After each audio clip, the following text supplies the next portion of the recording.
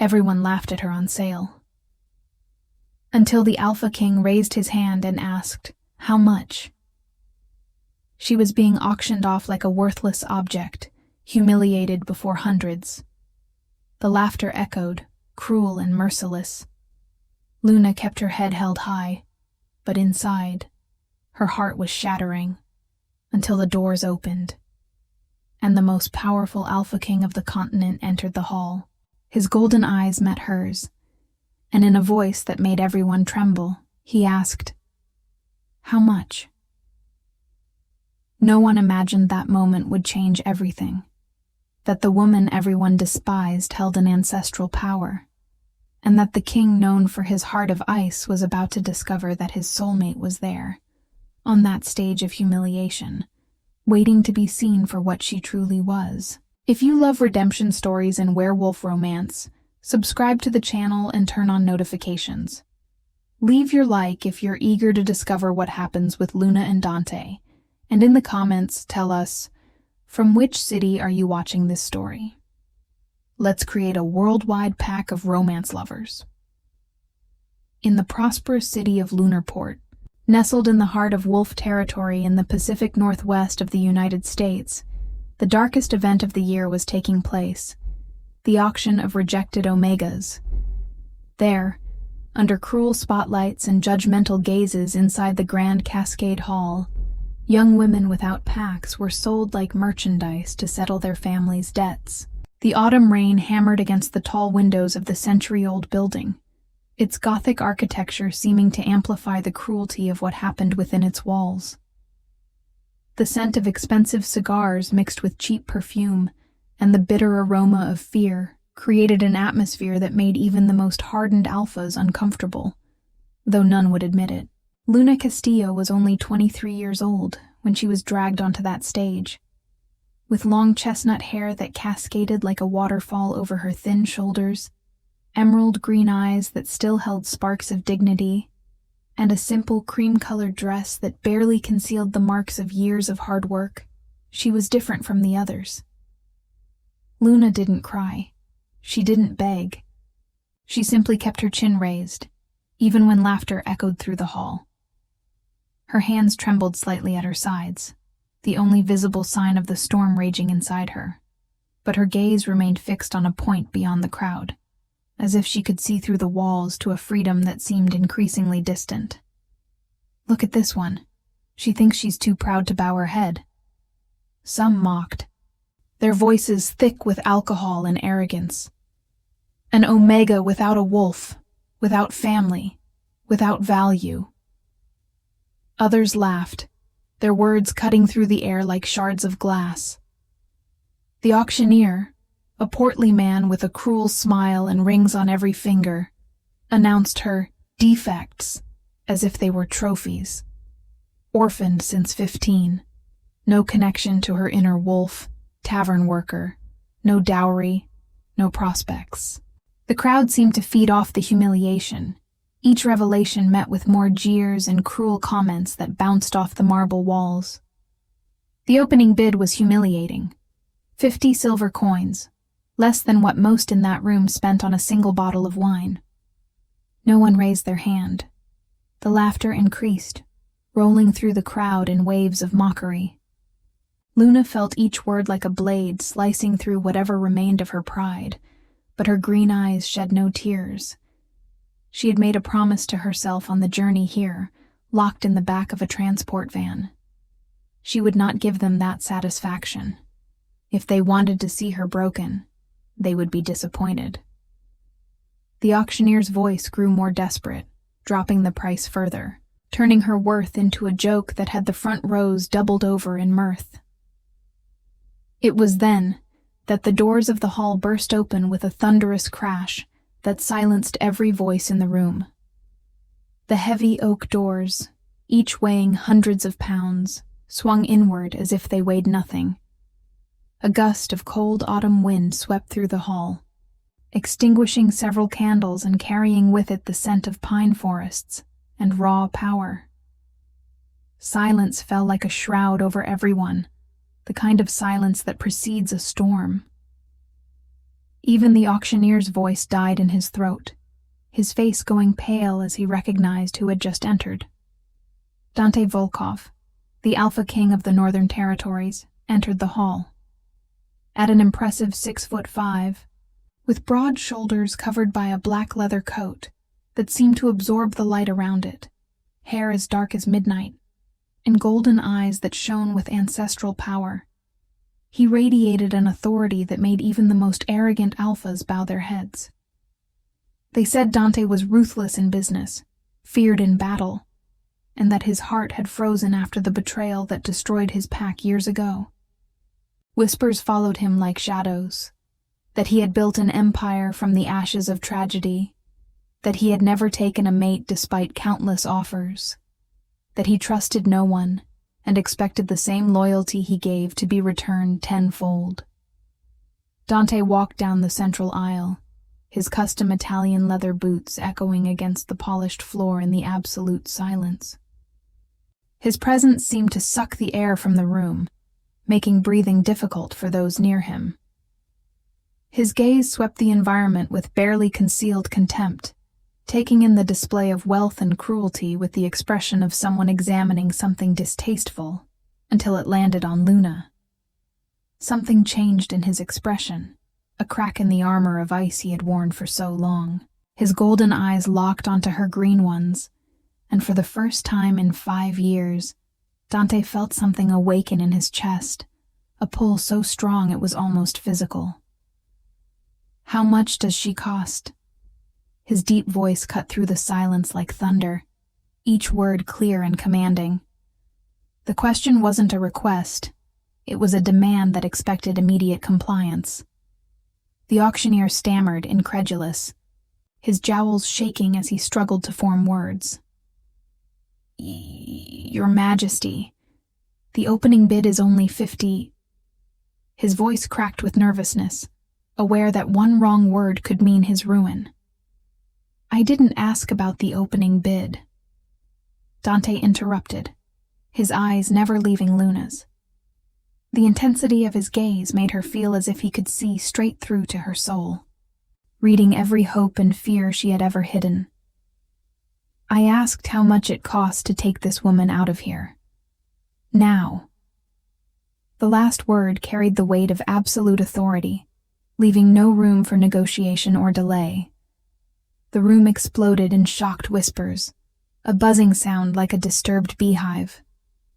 Luna, for the first time that night, felt her heart race, pounding so hard she was sure everyone could hear it. It wasn't fear, though fear would have been logical given the reputation of the man standing before her. It was something she hadn't felt in a very long time, something she thought had died when her parents passed. Hope, fragile and trembling but undeniably alive. 10,000 gold coins! Someone dared to shout from the back. A wealthy merchant trying to compete, perhaps not understanding the danger of challenging an Alpha King. His voice carried a note of desperation, as if winning this bid would somehow elevate his status.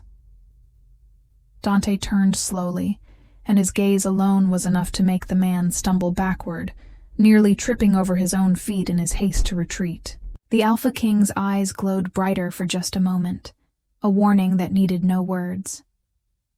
100,000 gold coins, in bars, delivered tomorrow. He turned back to Luna and extended his hand, palm up in a gesture that was somehow both commanding and inviting. "You don't belong in this place. You never did."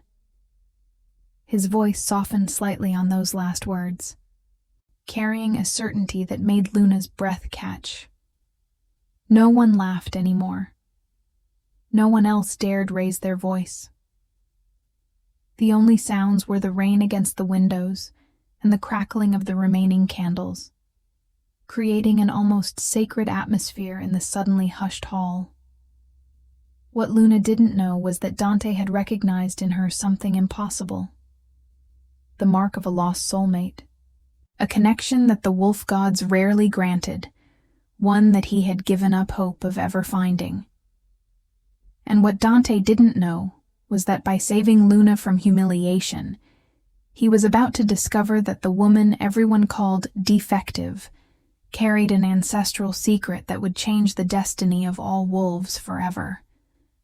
Sometimes, the greatest treasure is hidden where no one dares to look, in the place where pride meets desperation and hope is born from ashes. The ride from Lunar Port to Dante's estate in the Cascade Mountains was conducted in near silence, broken only by the steady rhythm of rain against the bulletproof windows of his black SUV. Luna sat in the passenger seat, her hands folded in her lap, acutely aware of every breath she took and every movement Dante made beside her as he drove. The vehicle was luxurious beyond anything she had ever experienced, with leather seats that seemed to mold to her body, and a dashboard that looked like it belonged in a spaceship rather than a car. The city lights gradually gave way to dense forest, the road winding upward into the mountains shrouded in mist and darkness. Dante hadn't spoken since they left the auction hall, his jaw set in a hard line as he navigated the mountain roads with practiced ease. His hands on the steering wheel were strong and sure, and Luna found herself studying his profile in the dim light from the dashboard. There was a hardness to his features, a guardedness that spoke of years of disappointment and betrayal. But there was also something else, something she couldn't quite name. Every so often, she caught him glancing at her from the corner of his eye, his expression unreadable but intense, as if he were trying to solve a puzzle that frustrated him. "You're not afraid," he finally said, his deep voice startling her in the quiet. It wasn't a question, but rather an observation that carried a note of surprise, as if he had expected her to be trembling or crying by now. Luna turned to look at him fully, her green eyes meeting his golden ones for a brief moment before he returned his attention to the road. "Should I be?" she asked, her voice steadier than she felt. Inside, her heart was still racing, but years of surviving had taught her to hide her fear, to present a calm exterior even when chaos reigned within. A ghost of a smile touched his lips, there and gone so quickly she almost missed it. "Most people are afraid of me," he admitted without arrogance, simply stating a fact. "I've cultivated that fear deliberately over the years. It keeps people at a distance, prevents them from getting close enough to cause harm." There was something in his voice, a hint of loneliness that he probably didn't mean to reveal. "I've learned that there are worse things to fear than powerful men," Luna replied, thinking of the years spent working in the tavern, fending off unwanted advances and dealing with drunks who thought her Omega status meant she had no rights. "At least you were honest about what you wanted at the auction. You didn't pretend or hide behind false kindness." The words came out before she could stop them, more honest than she had intended to be. Dante's hands tightened slightly on the steering wheel, his knuckles whitening for just a moment. "What makes you think I was being honest?" he challenged, though his tone held no real heat. "For all you know, I could have ulterior motives, plans that would horrify you if you knew them." Luna considered this, watching the dark trees flash by outside her window. "Maybe," she conceded. "But you asked how much I cost, not what you could do with me.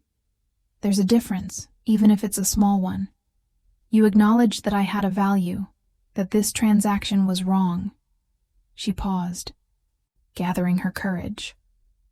"Why did you do it? Buy me, I mean. You don't know anything about me except what that horrible man said, and most of that was lies or exaggerations meant to humiliate me." The silence stretched between them, filled only with the sound of rain and the hum of the engine.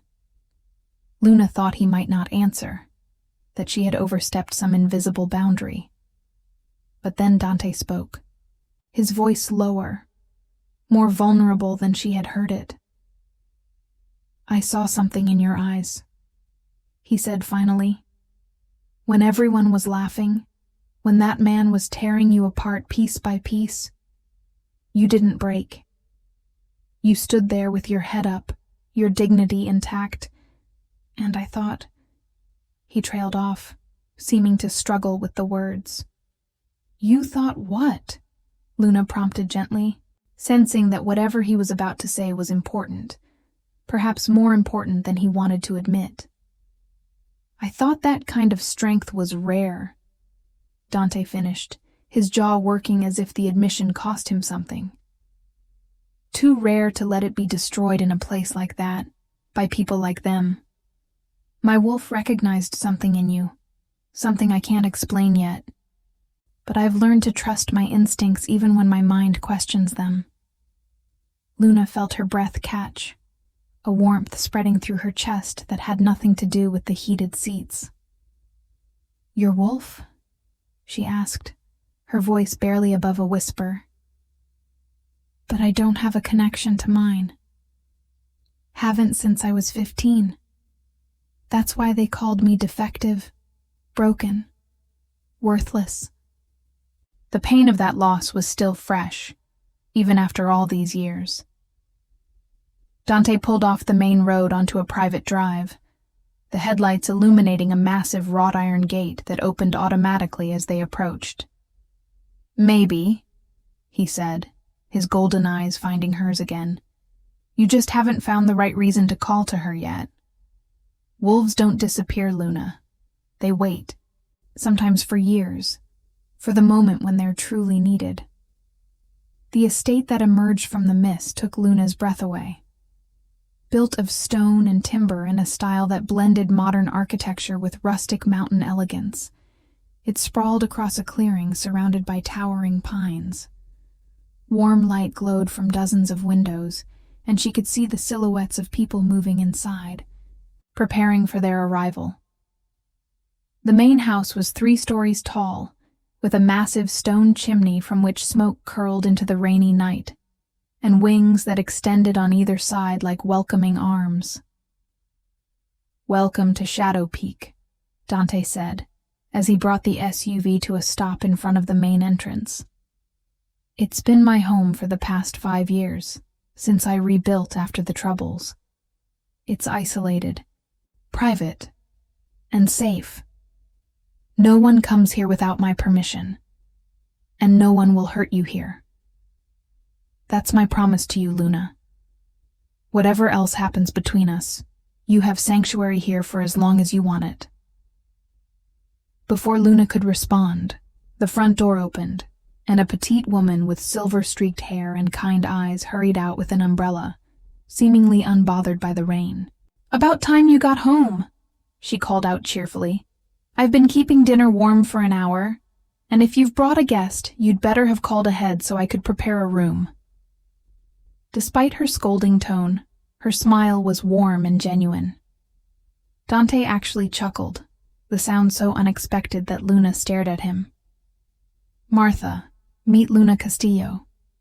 Luna, this is Martha Chen, my housekeeper and the only person allowed to scold me without consequences. She's been with me since the beginning, and she runs this place with an efficiency that would make a general weep." Martha's eyes softened as they fell on Luna, taking in her simple dress and the traces of stress still visible on her face. "Oh, you poor dear," she said, her voice full of genuine warmth. "Come inside before you catch your death in this weather. We'll get you settled, fed, and into some proper clothes. Mr. Volkov can explain whatever needs explaining after you've had a chance to breathe." She shot Dante a look that clearly said he had better have a good explanation for bringing home a bedraggled young woman in the middle of the night. As Luna stepped out of the SUV and under Martha's umbrella, she felt the strangest sensation, as if she were stepping across a threshold into a new life, leaving behind everything she had known. The door to Shadow Peak stood open, light and warmth spilling out into the rainy night. And for the first time since her parents died, Luna felt like she might be coming home. If you're enjoying Luna and Dante's story, please subscribe to the channel. Your support helps us bring you more emotional and captivating tales. Don't forget to hit that notification bell so you never miss a chapter. Luna woke to sunlight streaming through floor-to-ceiling windows, momentarily disoriented by the unfamiliar surroundings. The room Martha had prepared for her was larger than the entire apartment she had shared with 3 other tavern workers in Lunar Port. The bed was a massive 4-poster affair with sheets that felt like clouds, and the attached bathroom had a tub big enough to swim in. She had fallen asleep almost immediately after a warm shower and the hearty meal Martha had insisted she eat, too exhausted to process everything that had happened. Now, in the clear light of morning, reality crashed over her like a wave. She had been bought. Rescued, perhaps, but still purchased like an object, and she had no idea what Dante Volkov expected in return. The thought made her stomach clench with anxiety as she climbed out of bed and found a note on the dresser in elegant handwriting. Clothes in the closet should fit. Breakfast on the terrace when you're ready. No rush. M. The closet contained several outfits in exactly her size, from casual jeans and sweaters to more elegant dresses, all with the tags still attached. Luna chose a pair of dark jeans and a soft green sweater that matched her eyes, marveling at how the clothes seemed to have been selected specifically for her. As she dressed, she caught sight of herself in the full-length mirror and barely recognized the woman staring back. She looked rested, cleaner than she had in years, and there was a spark in her eyes that she thought had died long ago. Following the scent of coffee and fresh bread, Luna made her way downstairs and through the house, taking in the understated elegance of Dante's home. The walls were adorned with landscape paintings of mountains and forests, and there were books everywhere, filling built-in shelves and stacked on tables. It felt like a home rather than a showpiece, lived in and loved despite its size. She found the terrace off the main living room, where a table had been set with enough food to feed a small army. Dante stood at the railing, looking out over the valley below, a cup of coffee in his hand. He wore jeans and a dark sweater similar to hers, and without his imposing coat and the severe expression from the auction, he looked younger, more approachable. He turned as she stepped outside, and something in his face softened when he saw her, a warmth entering his golden eyes that made her heart skip. "Good morning," he said, his deep voice gentler than it had been the night before. "I hope you slept well. Martha tends to overfeed guests, as you can see, but I've learned not to fight her on it. She believes food heals all wounds, and honestly, she's not entirely wrong." Luna smiled tentatively, moving to the table and accepting the coffee he poured for her. "I slept better than I have in years," she admitted, wrapping her hands around the warm mug. "This place is beautiful, Dante. Thank you for bringing me here, for getting me out of that horrible auction. I still don't understand why you did it, but I'm grateful nonetheless." Dante settled into the chair across from her, his expression becoming more serious. "We need to talk about what happens now," he said, and Luna's heart sank, bracing for whatever demands he was about to make. But his next words surprised her. "I want to be clear about something, Luna. I didn't buy you to own you. I bought you to free you from a system that never should have existed in the first place. What you do with that freedom is entirely up to you." Luna stared at him, unable to process what he was saying. "I don't understand," she whispered, afraid to hope. "You paid a fortune for me. Surely you expect something in return, some kind of service or bond or—" She trailed off, not wanting to voice the darker possibilities that had kept her awake part of the night. Dante leaned forward, his golden eyes intense but kind. "What I expect," he said carefully, "is for you to take the time you need to heal from whatever you've been through. to rest, to eat well, to remember what it feels like to be safe. Martha can use help with the estate if you want to work, but it's not required. You're free to leave whenever you wish, though I hope you'll stay at least long enough to find your footing." He paused, seeming to struggle with his next words. "There is something else, though. Something I felt the moment I saw you, and I think you felt it too, even if you don't understand it yet." Luna's pulse quickened, remembering the strange pull she had experienced when their eyes met at the auction. The way her entire body had seemed to recognize him, even though they had never met. "What do you mean?"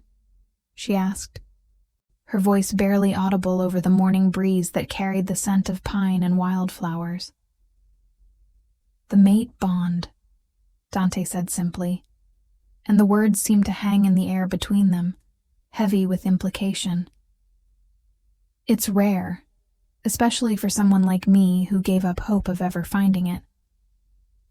But my wolf recognized you instantly, and unless I'm very much mistaken, something in you responded to that recognition, even if your wolf is dormant." Luna felt as if the ground had shifted beneath her feet.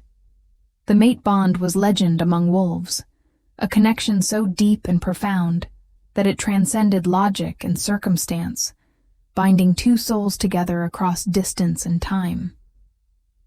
She had grown up hearing stories of it, had dreamed of it as a young girl before her wolf went silent, but she had never imagined it could be real, especially not for someone like her.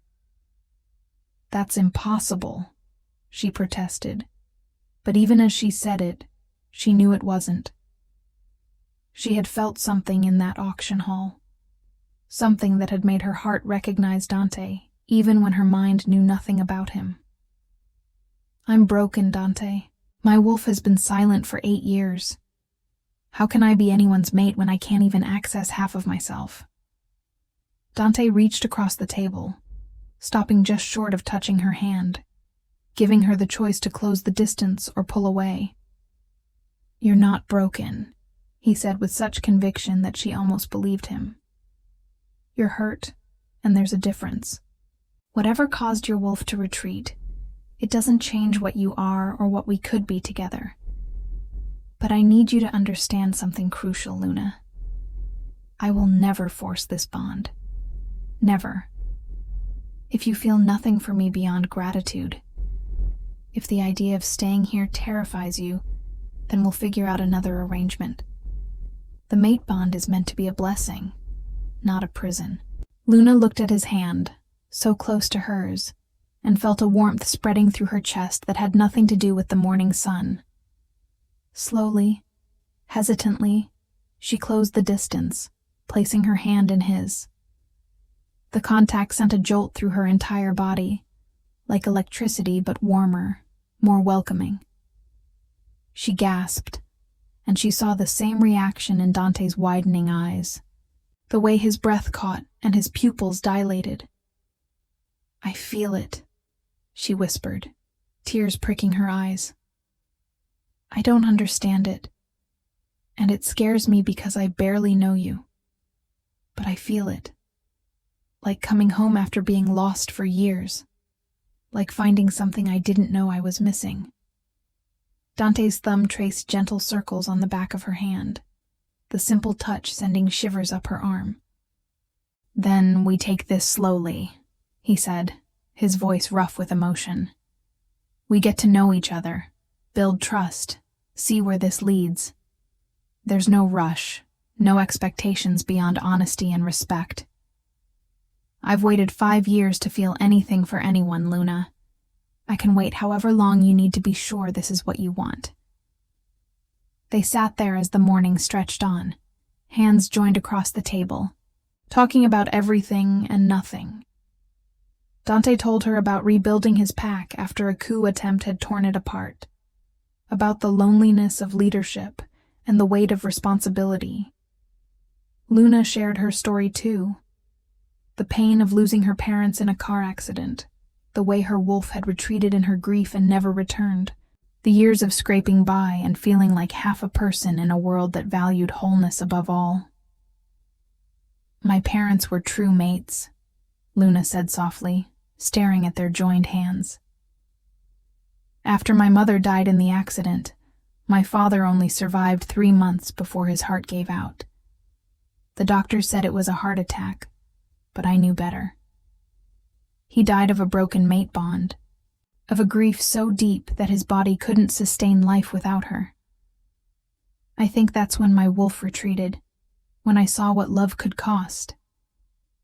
I was so afraid of feeling that kind of pain, of being that vulnerable, that I shut down the part of me that could bond with anyone.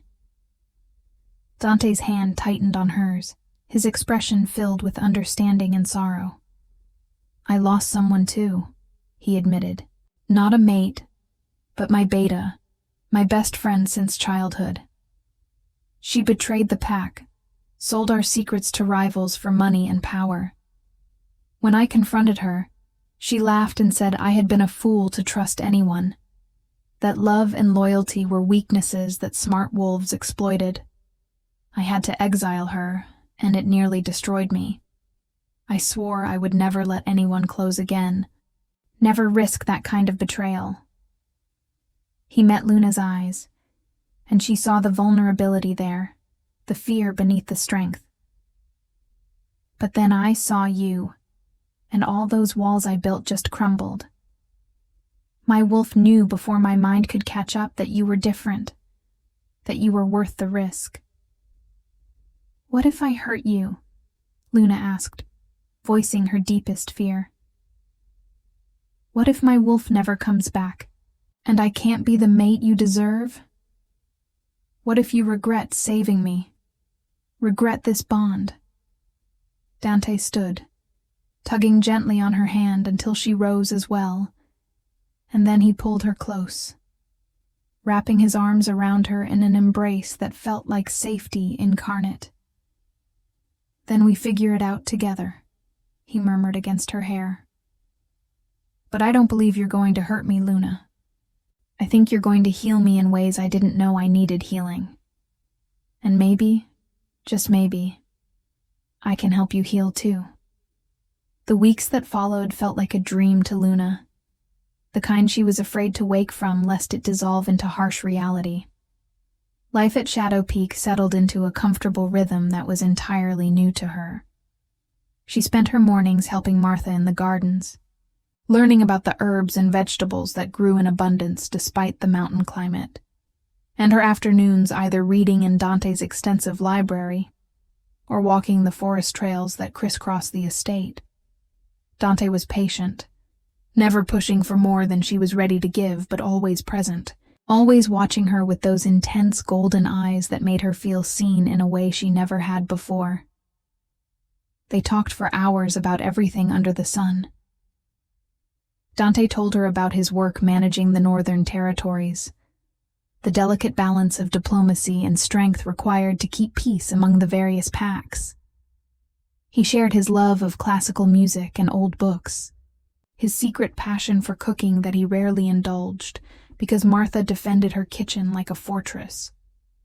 Luna found herself opening up in ways she never had with anyone, sharing her dreams of becoming a teacher before her parents died, her love of storms and the way rain made her feel alive, her collection of pressed flowers from places she hoped to visit someday. One afternoon, about a month after her arrival, Luna was in the library curling up in her favorite window seat with a book when Dante entered, his expression troubled. She set the book aside immediately, recognizing the tension in his shoulders, the way his jaw was clenched tight. "What's wrong?" she asked, moving to him instinctively. They had grown comfortable with casual touches, his hand at the small of her back when they walked, her fingers brushing his arm when she wanted his attention, but there was still a careful distance they maintained, a line neither had quite dared to cross. Dante ran a hand through his dark hair, a gesture she had come to recognize as a sign of stress. "The council is demanding I attend the annual summit in Seattle next week," he said, his voice tight with frustration. "It's mandatory for all territory leaders, a chance to address grievances and negotiate treaties. I've been avoiding it by sending representatives, but they've made it clear that my continued absence is becoming a political problem." Luna felt a chill run through her. "You don't want to go," she observed, reading the resistance in every line of his body. "Why?" "Because it's a den of vipers," Dante said bluntly, moving to stare out the window at the mountains. "Full of alphas who smile to your face while plotting your downfall, betas who trade secrets for favors, and omegas who are paraded around like prizes. It's everything I despise about wolf politics condensed into 3 days of forced civility. And there's something else." He turned to face her, his expression conflicted. "If I go alone, there will be questions about why the Alpha King has no mate, no heir, no apparent interest in securing his lineage. The pressure to accept arranged matings will be intense, and refusing them without explanation will be seen as weakness or eccentricity." Luna felt her heart sink, understanding what he wasn't saying. "You want me to go with you?" she said quietly. "To present me as your mate and stop the political maneuvering. But I'm not ready, Dante. We haven't even—" She trailed off, feeling heat rise in her cheeks. "No," Dante said firmly, crossing to her and taking her hands in his. "I would never ask you to do something you're not ready for, Luna. But I wanted you to know what I'm facing, wanted to be honest about the situation. I can go alone and deal with the consequences, or I can refuse to attend and risk alienating the council. What I won't do is use you as a political shield before you're ready to accept what we are to each other." Luna looked up at him. This powerful man who could have demanded anything from her, but instead offered her nothing but choices and respect. In that moment, something shifted inside her, a warmth that spread from her chest through her entire body, and she felt it, felt the stirring of something she thought was lost forever. Her wolf, distant and faint but undeniably present, whispering that this man was safe, was home, was hers. "What if," Luna began, her voice shaking slightly, "what if I wanted to go with you? Not as a political shield, but because I want to stand beside you, want to see this part of your life. What if I'm tired of hiding from what I feel, from what we could be?" Dante's eyes widened, hope and caution warring in his expression. "Luna, you don't have to. I know I don't have to," she interrupted, stepping closer to him, close enough that she could feel the heat radiating from his body. "But maybe I want to. You've given me weeks to heal, to rest, to feel safe. You've asked for nothing and given me everything. Maybe it's time I stopped being afraid of what we are, stopped letting my past dictate my future." "What are you saying?" Dante asked, his voice rough with emotion, his hands tightening on hers. Luna took a deep breath, gathering her courage. "I'm saying that I want to accept the mate bond, Dante. I want to try, to see where this leads. I'm still scared, still broken in some ways, but I think you're right. I think you can help me heal. And maybe I can help you too. So yes, I'll go to Seattle with you, as your mate, and we'll face whatever comes together." Dante pulled her into his arms, holding her so tightly she could barely breathe, and she felt wetness against her hair that might have been tears. "You're not broken," he whispered fiercely. "You never were. You're the strongest person I've ever met, and I promise you, Luna, I will spend every day proving that you made the right choice in trusting me." The next week passed in a flurry of preparation. Martha took charge of ensuring Luna had appropriate clothes for the summit, enlisting the help of a personal shopper who arrived with enough garments to fill 3 closets. Dante spent hours coaching her on wolf politics, the key players she would meet, the subtle games of status and power that played out in every interaction.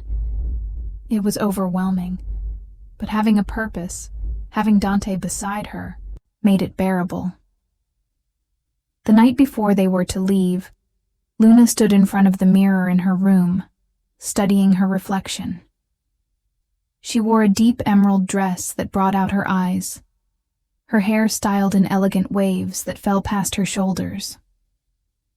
She looked like someone else, someone confident and powerful, and she wondered if she could live up to the image.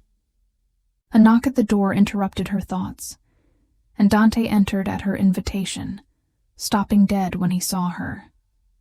"Luna," he breathed, his golden eyes darkening with an emotion that made her pulse race.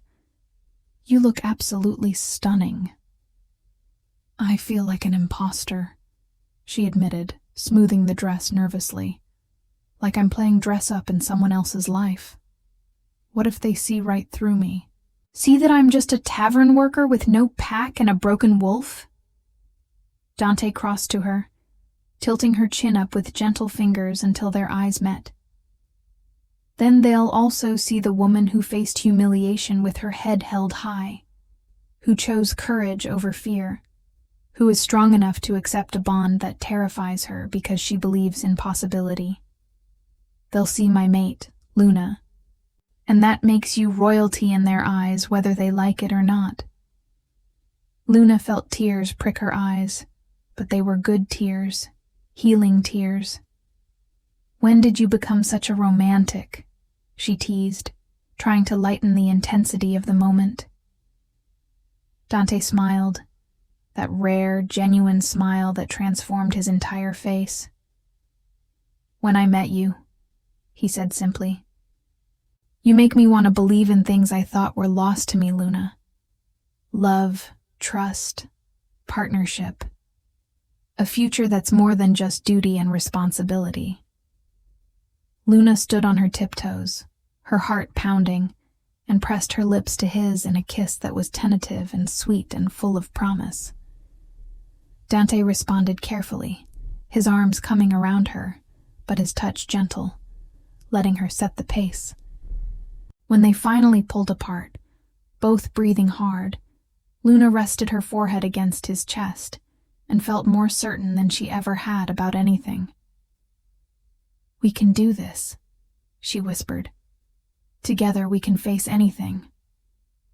"Together," Dante agreed, and in that moment, Luna felt her wolf stir again, stronger this time, as if the simple act of accepting love had begun to heal the wounds that had silenced her for so long. Are you rooting for Luna and Dante? Drop a comment below telling us your favorite part of the story so far. We love hearing from you, and your engagement helps us create more beautiful stories like this one. The Seattle Summit was held at the historic Cascade Grand Hotel, a towering structure of glass and steel that overlooked Elliott Bay. Luna stood beside Dante as they entered the main ballroom, her hand resting in the crook of his elbow, trying not to let her nervousness show. The room was filled with wolves from territories across North America, all dressed in their finest, all radiating power and confidence. Conversation stopped as they entered, hundreds of eyes turning to assess the Alpha King and the unknown woman at his side. "Dante Volkov," a smooth voice called out, and a tall man with silver-streaked hair approached, his smile not quite reaching his eyes.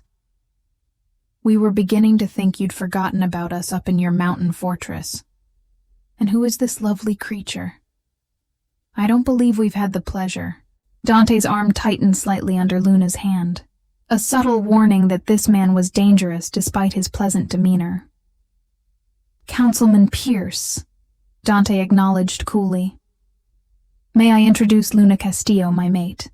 "Luna," Councilman Marcus Pierce heads the Western Coalition and enjoys asking questions to which he already knows the answers. Pierce's eyebrows rose, genuine surprise breaking through his political mask. Your mate? How delightful. I had no idea you were courting anyone, Dante. You've been quite secretive about your personal life, which naturally leads to all sorts of speculation. His eyes raked over Luna with calculating interest. She's Omega, isn't she? Unusual choice for an Alpha King, especially one without an apparent wolf connection. The traditionalists will have a field day with this. Luna felt a flash of anger at his dismissive tone, at the way he spoke about her as if she weren't standing right there.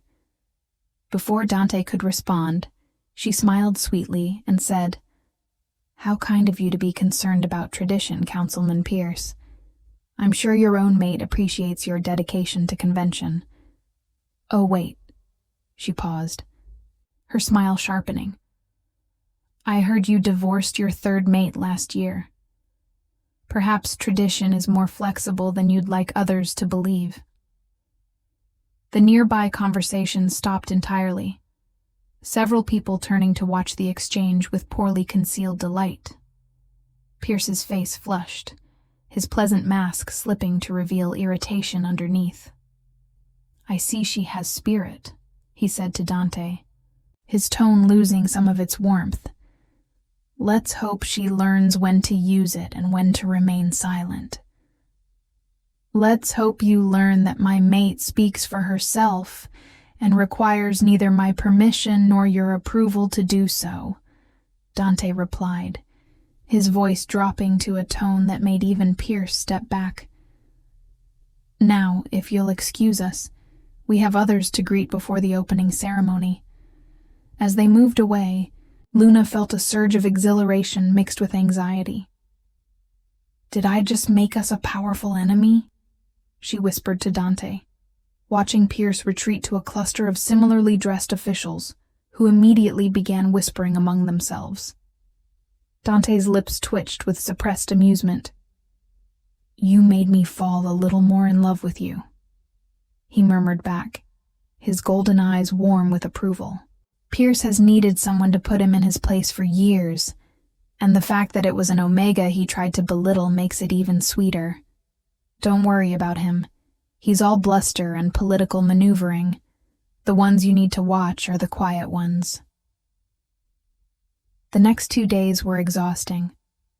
Luna attended sessions on interpack relations and trade agreements, smiled through elaborate dinners where every course seemed designed to test her knowledge of wolf etiquette, and endured countless conversations with wolves who viewed her with everything from curiosity to contempt.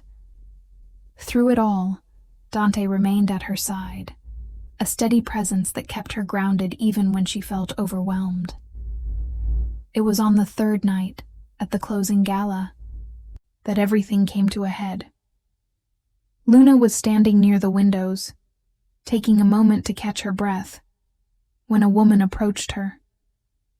She was beautiful in a cold, calculated way, with platinum blonde hair and ice blue eyes that assessed Luna like a predator sizing up prey. You must be the famous Luna Castillo, the woman said, her voice cultured and carrying just a hint of mockery. I'm Veronica Blackwood, former beta of the Northern Territories. I'm sure Dante has mentioned me. Luna's blood ran cold. This was the woman who had betrayed Dante, who had nearly destroyed his pack and his faith in others. He mentioned there was a traitor, Luna replied carefully, keeping her voice neutral. He didn't mention you by name. Veronica's smile was sharp as a blade. How diplomatic of him. I suppose he also didn't mention that we were lovers before I was his beta.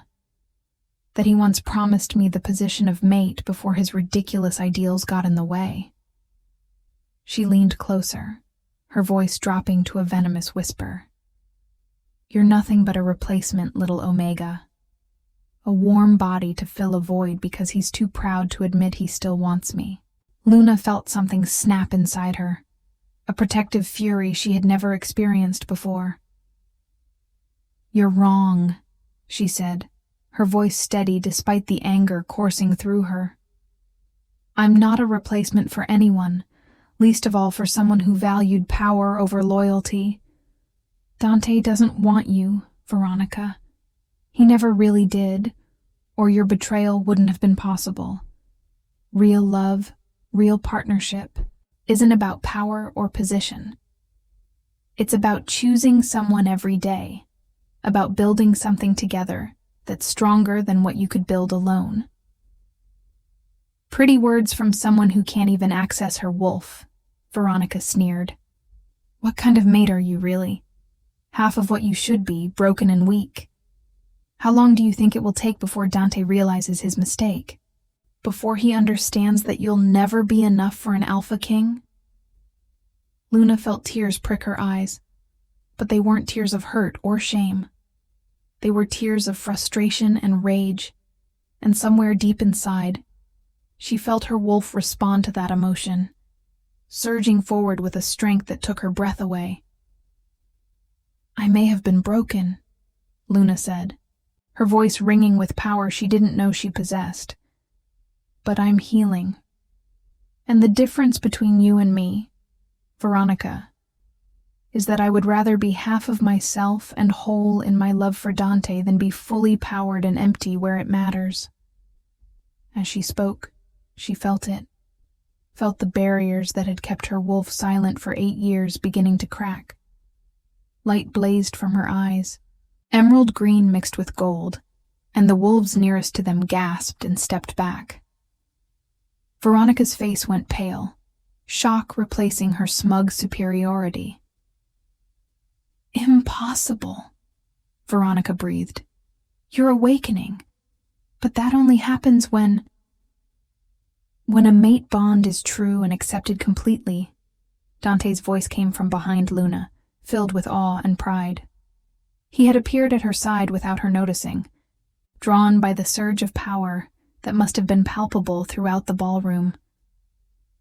When two souls recognize each other so completely that they call forth the best in one another. Luna turned to him, seeing her own wonder reflected in his golden eyes, and she knew with absolute certainty, that her wolf had returned. She could feel her presence, warm and wild and welcoming, no longer hidden by grief and fear, but awakened by love and acceptance. "Dante," she whispered, reaching for him. "I can feel her. After all these years, I can feel my wolf." Dante pulled her into his arms, uncaring of the crowd that had gathered, and kissed her with a passion that made her toes curl and her heart soar. When they finally broke apart, both breathing hard, the entire ballroom erupted in applause. Even the wolves who had looked down on Luna earlier were clapping, recognizing the rare miracle they had just witnessed. Councilman Pierce stepped forward, his earlier hostility replaced by genuine respect. "It seems," he said, his voice carrying across the room, "that the Alpha King has found not just a mate, but a true partner. The awakening of a dormant wolf through the power of a mate bond is a sign blessed by the wolf gods themselves. I move that we formally recognize Luna Castillo-Volkov as the Alpha Queen of the Northern Territories, with all rights and privileges that entails." The room erupted in ayes, even from those who had seemed most skeptical. Luna felt overwhelmed, clinging to Dante as the reality of what had just happened washed over her. She wasn't broken anymore. She was whole. She was powerful. And she was exactly where she belonged. Later that night, back at Shadow Peak after a whirlwind drive through the mountains, Luna stood on the terrace where she had first had breakfast with Dante months ago. He joined her, wrapping his arms around her from behind and resting his chin on her shoulder. "How do you feel?" he asked softly, his breath warm against her ear. Luna leaned back into his embrace, feeling her wolf settle contentedly inside her, no longer silent but singing with joy. "I feel like I finally understand what my parents had," she admitted. "That kind of love that makes you whole, that calls forth the best parts of you. I was so afraid of it because I saw what losing it cost my father, but now I understand that having it, even for a short time, is worth any risk." Dante turned her in his arms, his golden eyes blazing with love and promise. "Then I vow to you, Luna Castillo-Volkov, that I will make every moment we have together count. I will love you with everything I am, support you in everything you do, and stand beside you through whatever comes. You are my mate, my partner, my queen, and the best thing that ever happened to me."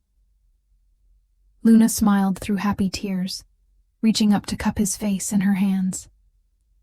"And I vow to you, Dante Volkov, that I will match your love with my own, that I will be your strength when you falter, and your comfort when you hurt. You saved me from humiliation and showed me that being vulnerable isn't weakness, but courage. I love you, and I choose you, every single day for the rest of our lives." They sealed their vows with a kiss under the stars, and somewhere in the forest below, wolves howled in celebration, welcoming their new alpha queen and rejoicing in a love story that would be told for generations. Luna had walked into that auction hall thinking her life was over, that she had nothing left to lose. Instead, she had found everything she never knew she was missing: purpose, power, partnership, and a love so true it had awakened the very essence of who she was meant to be. In the months and years that followed, Luna and Dante transformed the Northern Territories into a haven for wolves who had been rejected or marginalized by traditional pack structures. They opened Shadow Peak to Omegas who needed refuge, created programs to help dormant wolves reconnect with their inner animals, and proved that strength came not from rigid adherence to hierarchy, but from compassion and acceptance. Their love became legendary, a beacon of hope for anyone who had ever felt broken or unworthy. Proof that sometimes the greatest treasures are found in the most unexpected places. And every year, on the anniversary of the night they met, Dante would pull Luna close and whisper the same words that had changed everything. "You don't belong in that place. You never did." And Luna would smile and respond, "No, I belonged here, with you, waiting for both of us to be brave enough to find each other." Their story proved that even in the darkest moments, when laughter echoes with cruelty and hope seems lost, love can walk through the door and change everything. Sometimes all it takes is one person brave enough to see value where others see only flaws, to offer a hand when everyone else turns away, and to believe that broken things can be healed when given the right care and patience. Luna had been sold at an auction, ridiculed and rejected, but she had been bought by a king who saw her true worth, and together they built a kingdom not of power and fear, but of love, acceptance, and the unshakable belief that everyone deserves a chance to be whole. Thank you so much for following Luna and Dante's journey. If this story touched your heart, please subscribe to our channel and share it with others who might need a reminder that their story isn't over yet. Leave a comment below sharing your favorite moment from this incredible love story. We read every single one. Remember, you are never too broken to be loved, never too lost to be found, and your happily ever after might be just around the corner. Until our next story, keep believing in the power of love.